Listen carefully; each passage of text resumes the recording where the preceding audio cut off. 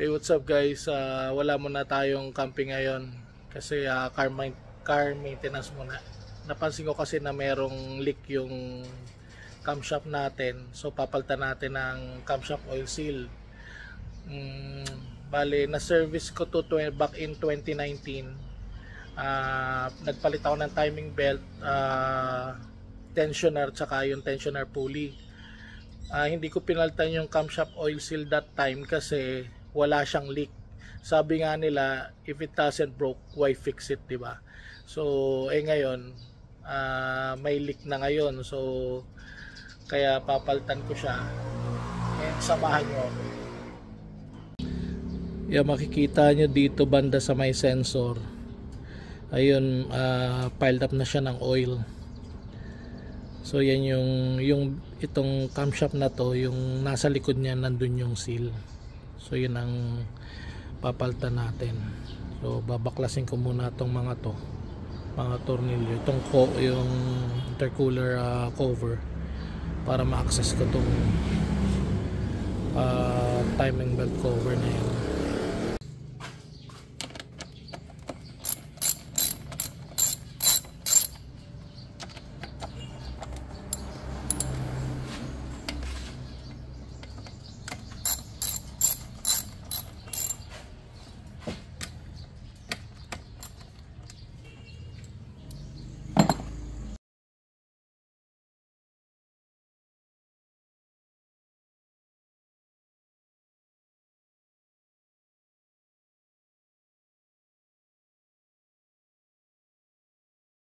Yan, kung makikita nyo, andito yung leak nya pababa, pero yung chinek ko na kanina yung valve cover gasket nya wala naman leak kasi pinaltan ko rin yan siguro mga 4 years ago.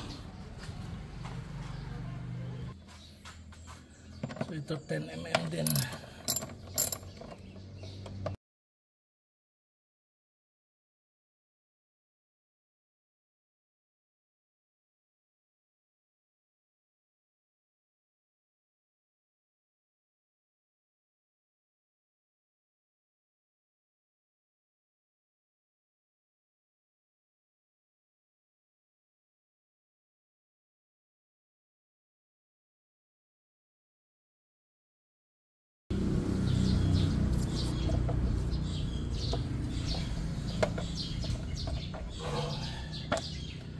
Pag natanggal nyo na to,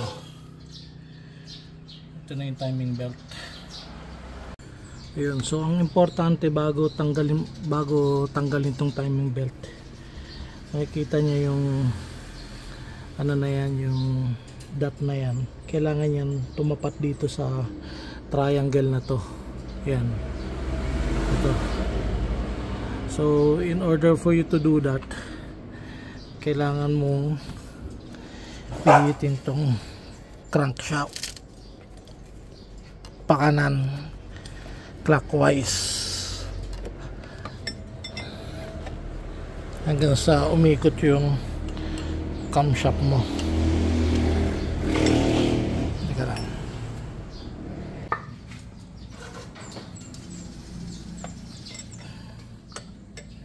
So i-crank nyo lang yung camshaft para itapat yung line niya dyan sa markings dito sa taas.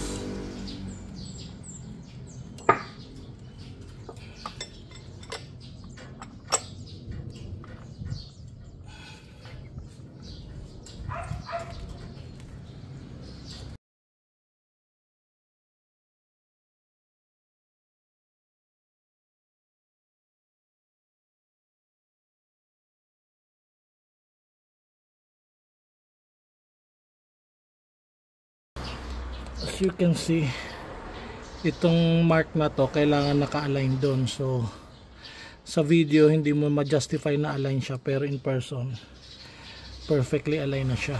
So pwede mo na tong tanggalin.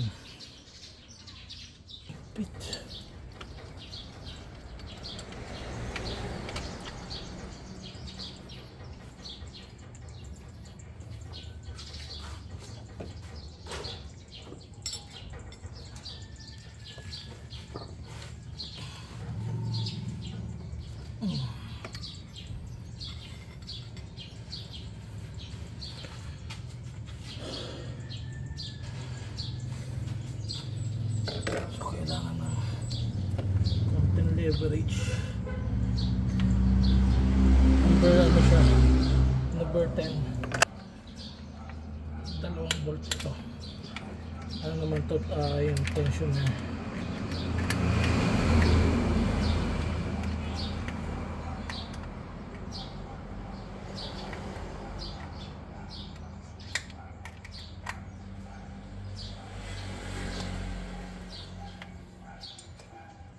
Tapos yung isa dito sa taas.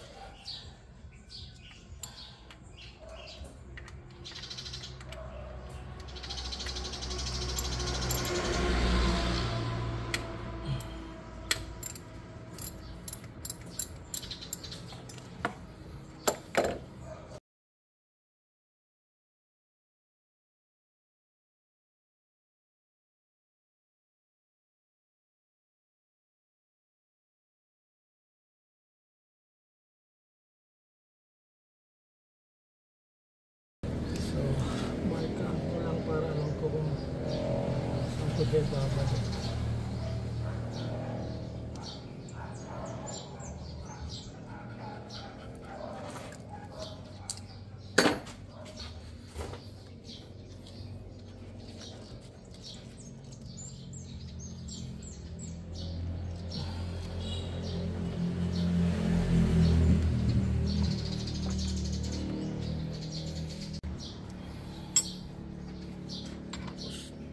Ito naman yung tension na pulley.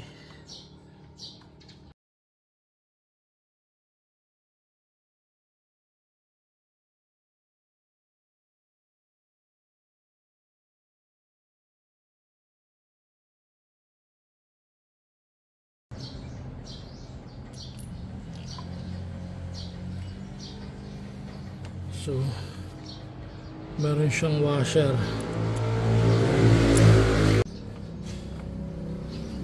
Naluwagan ko na siya.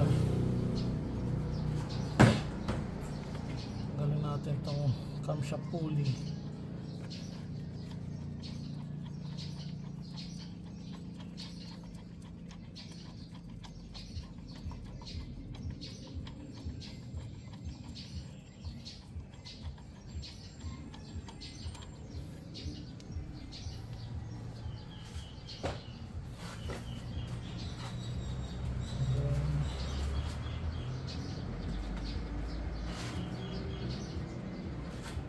Okay ng rubber mallet.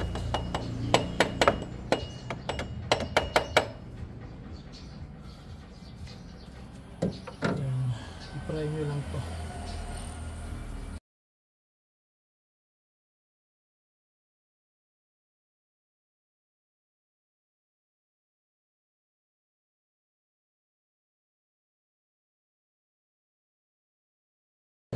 Okay guys, medyo a little bit tricky yung pagtanggal nitong camshaft pulley kasi kailangan yung pukpukin ng rubber mallet kasi sa tagal parang nag-stack up na siya.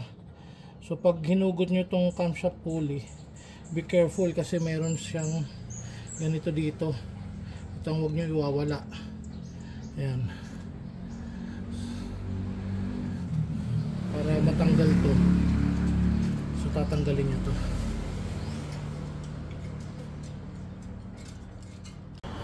So tanggalin naman natin tong plastic cover. 1, 2, 2, 3, 4 mga 4 na 10 mil na nuts.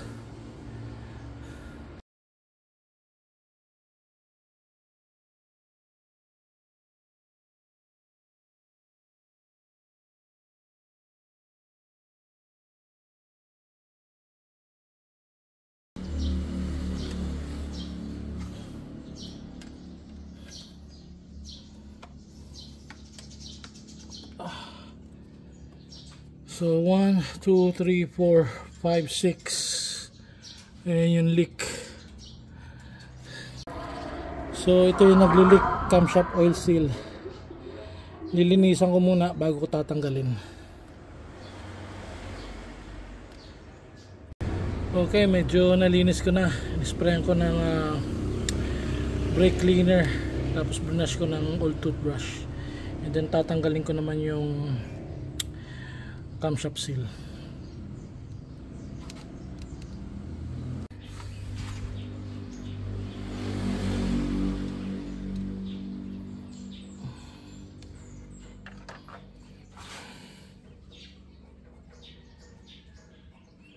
So ingat lang pag prenay nyo yung seal, make sure na hindi nyo matamaan yung gilid, kasi pag tinamaan mading nyo yan, dyan pagsisimula ng leak. Ayan, punasan lang to, linisan, then lagay ko na yung bagong seal. So ito yung bago niyang seal, ayan na rin yung part number niya, Toyota Fortuner 2007 3.0 diesel.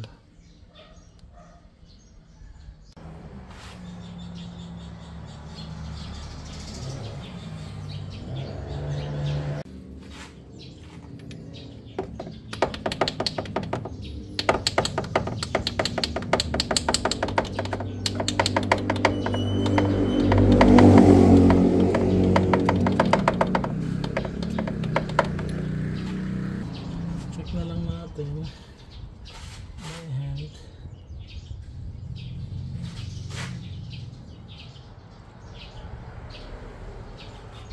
Okay, ayos na, pantay na.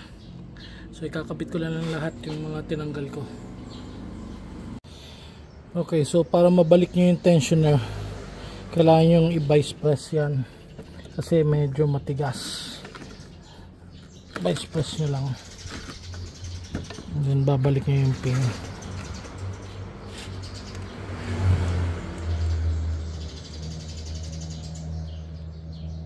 Ina-align ko lang para pagbalik ko ng pin, naka-align siya, naka-align yung butas.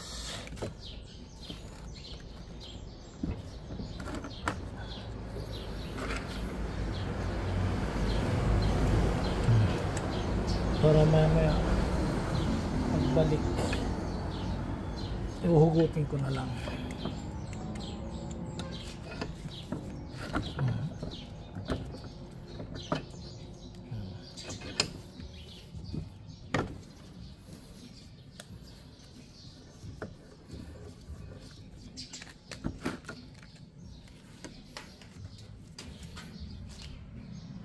Ayan siya. Para pagbalik dun, hugutin ko na lang to. Okay, babalik ko na yung mga binaklas ko. So kung paano nyo tinanggal, ganun lang din naman. Ano lang, reverse lang.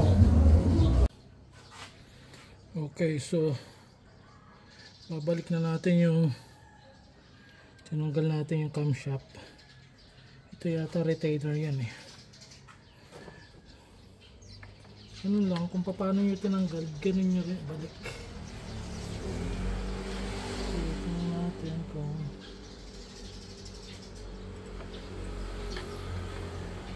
itaas ang matter kung magkabaliktad siya.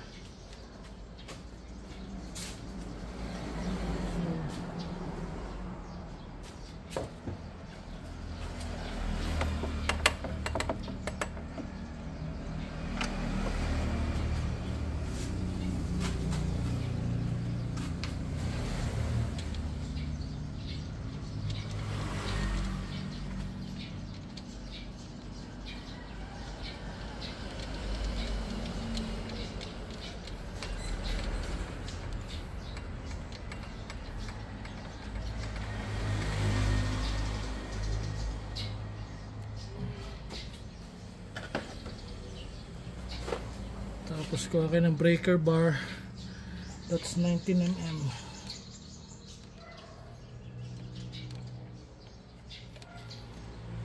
Ano lang, not too tight, tansyahin nyo na lang. Di ko alam kung anong torque, wala akong torque wrench.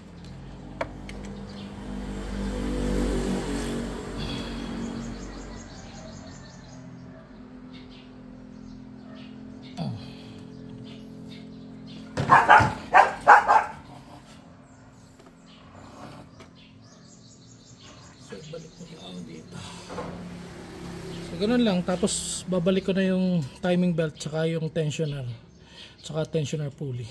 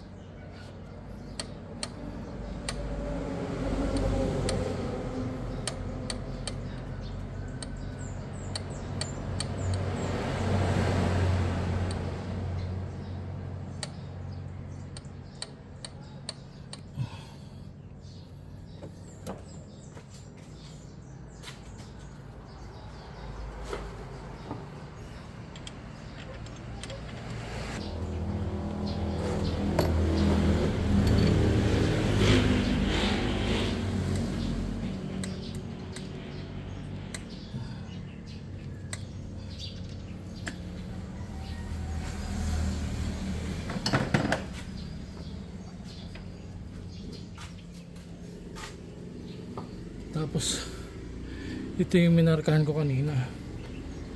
So bago mo ikabit yan,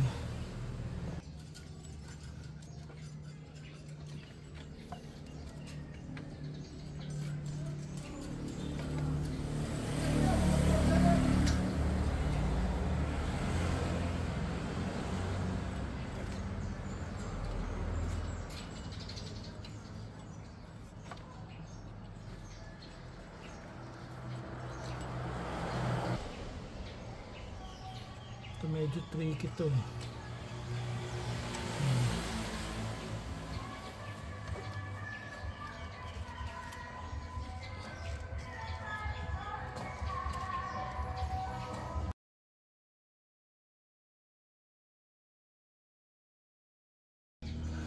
So ganyan siya. Ibalik mo na yung dot dito. Ayan. Saka mo siya ipupull itong pin na to. Kita nyo ba? Ito. Pero bago ko ipupull yan, ako muna ko nahigpitan ko. Double check ko.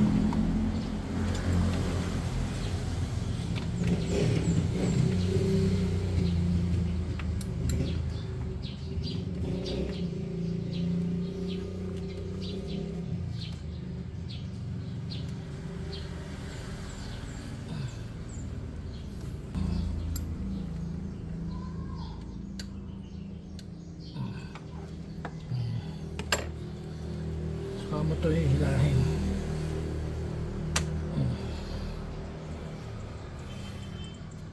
So, nagkaroon na siya ng tension sa lock na yan. And then babalik ko na lang yung timing belt cover and then that's it. Okay, bago ko ibalik yung timing belt cover niya, start ko muna. Testing ko muna.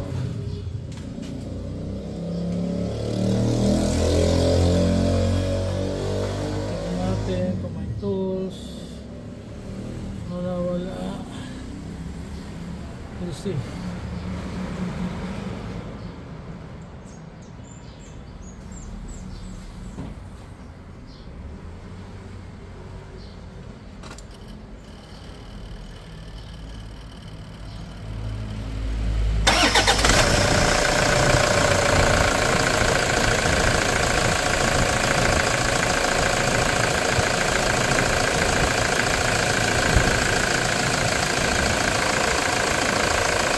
Okay, let natin happen. So ibabalik ko na yung ano niya, yung cover, and that's it, we're done. So ganun lang magpalit ng camshaft oil seal. Thank you.